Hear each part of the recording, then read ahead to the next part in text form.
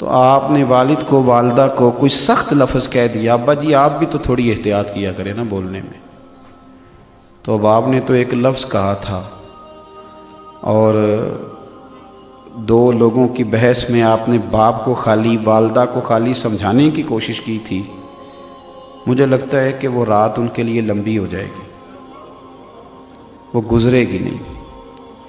والد صاحب پھر کسی موقع پر اور والدہ کسی موقع پر کہے گی کہ تو نا خرچہ تھوڑا دے دیا کر، پر میرا ادب کیا کر، جب تو توہین کرتا ہے تو میرا کلیجہ پھٹ جاتا ہے۔ دنیا کے اندر جو چیزیں معاشرے میں خوبصورتی پیدا کرتی ہیں اور معاشرے میں حسن پیدا کرتی ہیں، جن کی وجہ سے انسانوں کا معاشرہ خوبصورت ہو جاتا ہے، ان چیزوں میں سے ایک چیز ادب ہے۔ جب آپ ادب کرتے ہیں، جب آپ احترام کرتے ہیں، جب آپ قدر کرتے ہیں، اس کی وجہ سے معاشرے میں سکون پیدا ہوتا ہے، اور جب آپ بے ادبی کرتے ہیں تو بے سکونی پیدا ہوتی ہے۔ آپ نے والد گھر کے اندر انتظار کر رہا تھا کہ میں نے آج بیٹا آئے گا، اور وہ پریشان تھا کہ بیٹے کی کمائی بھی تھوڑی ہے۔ اس کی بہن جو دور میں نے اس کی شادی کی ہے تو اس نے کچھ 1000 روپے مانگ لیے،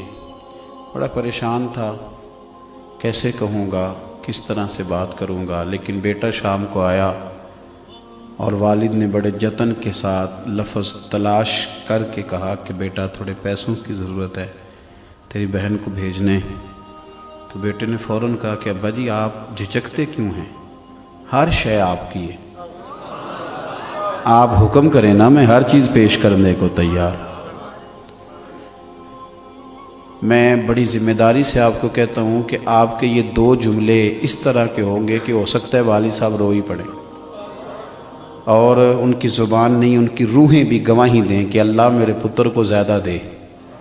اللہ اس پر کرم نوازی فرما، اللہ اسے وہ دل سے وہ رو کے دعا دے گا۔ لیکن آپ نے باپ کو بڑے سارے پیسے دیے، بڑا کچھ دیا، آپ خدمت بھی کرتے ہیں، پیسے بھی دیتے ہیں، سارا کچھ کرتے ہیں، لیکن کسی ایک دن گھر میں جھگڑا ہوا تو آپ نے والد کو والدہ کو کوئی سخت لفظ کہہ دیا، ابا جی آپ بھی تو تھوڑی احتیاط کیا کریں نا بولنے میں۔ تو اب آپ نے تو ایک لفظ کہا تھا اور 2 لوگوں کی بحث میں آپ نے باپ کو خالی والدہ کو خالی سمجھانے کی کوشش کی تھی۔ مجھے لگتا ہے کہ وہ رات ان کے لیے لمبی ہو جائے گی، وہ گزرے گی نہیں۔ والد صاحب پھر کسی موقع پر اور والدہ کسی موقع پر کہے گی کہ تو نا خرچہ تھوڑا دے دیا کر، پر میرا ادب کیا کر، جب تو توہین کرتا ہے تو میرا کلیجہ پھٹ جاتا ہے۔ بیوی کو آپ بہت سارے پیسے دیں، جب وہ کہے میکے لے کے جائیں، لیکن آپ کبھی کبھی اس کو کوئی گالی بھی دے دیں یا اس کے ماں باپ کو برا بھلا کہہ دیں تو وہ کہتی ہے تو خرچہ تھوڑا دیا کر، لیکن میرے ماں باپ کی عزت کیا کر، یہ میرے لیے قابل قبول نہیں۔ میں عرض کر رہا ہوں کہ معاشرے میں جب ادب کیا جاتا ہے تو اس سے معاشرے میں سکون پیدا ہوتا ہے، اور جب معاشرے کے اندر کچھ لوگ بے ادبی کرنے لگ جاتے ہیں، توہین کرنے لگ جاتے ہیں، جب لوگ تکلیف دینے لگ جاتے ہیں تو اس سے بدامنی پیدا ہوتی ہے، بے سکونی پیدا ہوتی۔ میرے عزیز، ہارون رشید بادشاہ کا یہ طریقہ تھا کہ جب بھی کوئی عالم، اور یہ بات لکھی اعلیٰ حضرت فاضل بریلوی نے، اعلیٰ حضرت بریلوی نے ملفوظات شریف میں فرمایا کہ جب بھی کوئی عالم ہارون رشید کے پاس آتے تو ہارون رشید اپنا تخت چھوڑ کے استقبال کرتا۔ میں نے کہا جب بھی کوئی عالم دین آئے تو ہارون رشید نے تخت چھوڑا ہے۔ یہ سمجھانے والے مشیر بڑے خطرناک ہوتے ہیں۔ ایک دن مشیر کہنے لگے کہ بادشاہ آپ کا کام ہے قانون کو نافذ کرنا، جو قوانین بنیں گے آپ نے ان کا نفاذ کرنا، اور اگر آپ اس طرح بار بار اٹھیں گے تو بادشاہی کا رعب جائے گا، تو آپ کا رعب قائم رہنا چاہیے۔ تو بادشاہ نے بڑی حسین بات کی۔ ہارون رشید کہنے لگا میں یہ جو اٹھ کے عزت کرتا ہوں تو بندے کی وجہ سے نہیں کرتا، مصطفیٰ کے دین کے علم کی وجہ سے کرتا ہوں،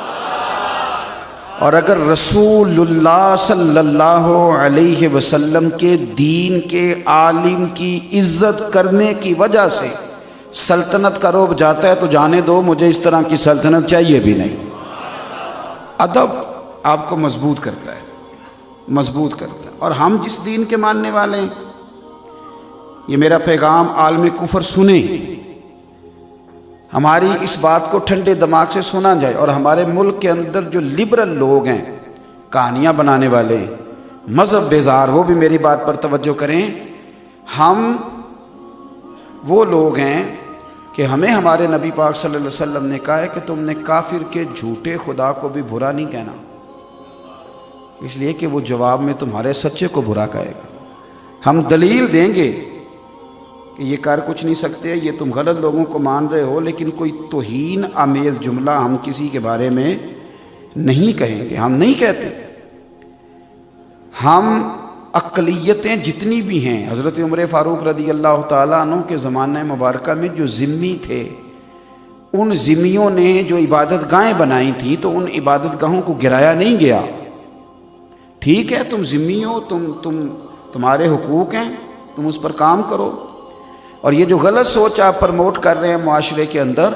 کہ مسلمان اپنے نبی پاک صلی اللہ علیہ وسلم کے بارے میں جذباتی ہیں، تو یہ تم اس کو غلط سوچ کہہ کے نہ پرموٹ کرو، یہ بالکل صحیح سوچ ہے، واقعی نبی پاک کے بارے میں جذباتی ہیں۔ تم یہ لفظ کہہ غلط نہ کہو کہ یہ غلط سوچ ہے، یہ بالکل ٹھیک ہے، اس میں کوئی شک والی بات۔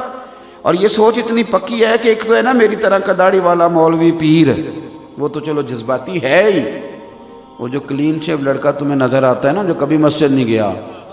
کبھی تمہیں مسجد میں نظر نہیں آیا، کبھی اس کے کان میں بھی مدینے والے کا نام لے کے دیکھو، یہ سچ ہے، اس کو پراپوگنڈا نہ سمجھو، یہ ایک حقیقت ہے کہ ہم حضور کے نام پر، لیکن ہمارے یہ جذبات حضرت عیسیٰ کے لیے بھی ہیں، حضرت موسیٰ کے لیے بھی،